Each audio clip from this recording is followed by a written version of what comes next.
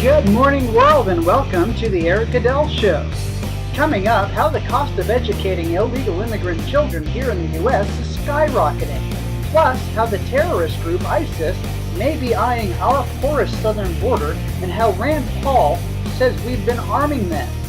Also, how some tech from DARPA may be used to help regulate certain ailments, as well as the government claiming ownership over your DNA. Fox News reports that the cost of educating a new class of illegal immigrant minors estimated at over $760 million. A new report puts the price of educating the thousands of illegal immigrant children who recently crossed into the U.S. at a whopping $761 million this school year, as some school systems push for the feds to pick up the tab.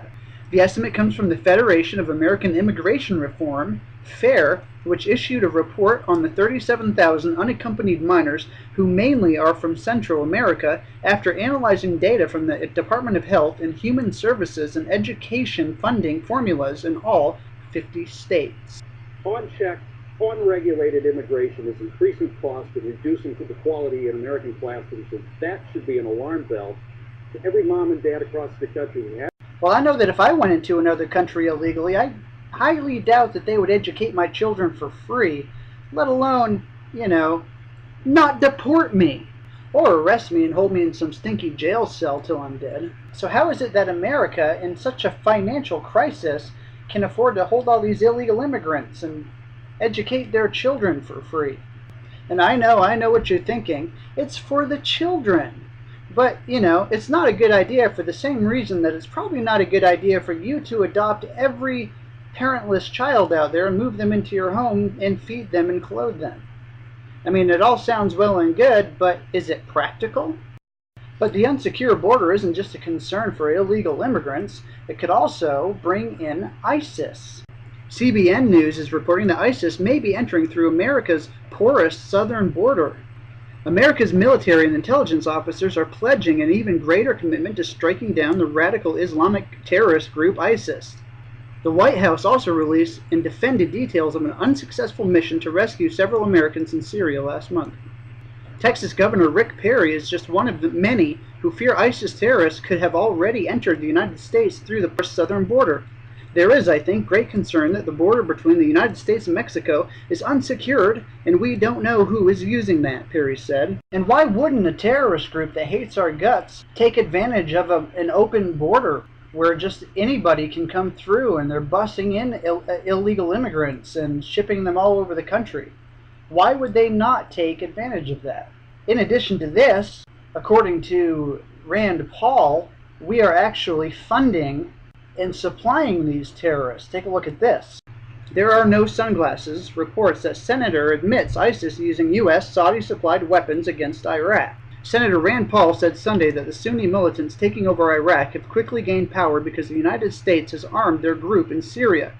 I think we have to understand first how we got here, he said on CNN's State of the Union. We have been arming the Islamic State in Iraq and Syria, ISIS in Syria.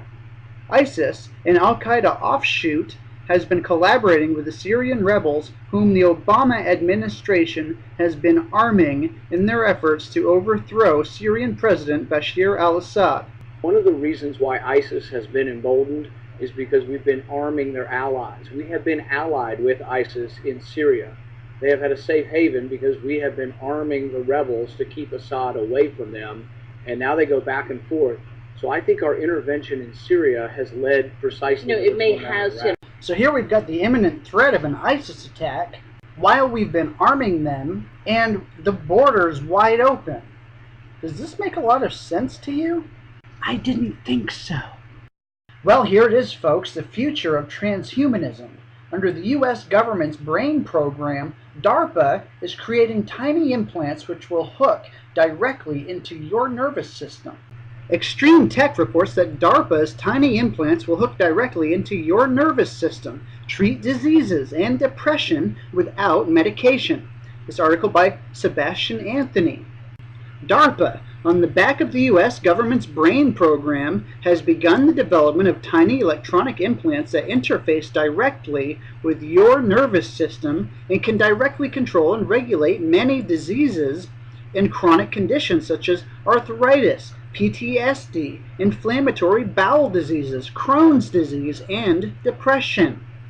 The program, called Electrics, pronounced Electrics, ultimately aims to replace medication with closed-loop neural implants which constantly assess the state of your health and then provide the necessary nerve stimulation to keep your various organs and biological systems functioning properly. The work is primarily being carried out with U.S. soldiers and veterans in mind, but the technology will certainly percolate down to civilians as well. Now, all of this sounds well and good, but with the government's track record of NSA spying and everything else, do we really want to be plugged directly into these implants which monitor everything inside of our bodies and relay information? Especially considering this next story. Did you know that the government claims 100% ownership over your DNA? It's true. This article on Natural News, U.S. government claims 100% ownership over all of your DNA and reproductive rights. Genetic slavery is already here. The United States government claims 100% ownership over all your DNA and reproductive rights. This astonishing revelation has emerged from the fact that the U.S. Patent and Trademark Office claims the power to assign ownership of your DNA to private companies and universities who apply for patents on your genes. To date, more than 4,000 genes have been assigned ownership to corporations and universities by the U.S. Patent Office. Such an assignment of ownership proves that the government believes it owns 100% of all human genes. You cannot transfer ownership of something unless you own it yourself first. To date, 20% of your genetic code is owned by someone else. About 2/3 of those patents belong to private companies, and 1/3 belong to universities. The company that owns the most patents is called Incyte, a drug company based in California, which owns the patents on 2,000 human genes. Although you have never agreed to sell your body to a corporation, the multitude of corporations now claim ownership over every cell in your body. That ownership makes you a slave to their patent demands, and patent troll lawyers are some of the most vicious, blood-sucking demons on the planet who will threaten to drag you into a $1 million court proceeding if you don't pay them money. Right now, at this very minute, dozens of corporations can lay claim to your body, and those claims will be 100% upheld in the U.S. court system. So there you have it, folks. If you can't claim ownership over your own body, then what does that make you? A slave, perhaps? You be the judge. Well, that's it for this episode, and as always, if you enjoyed, please like and subscribe, and I will see you next episode.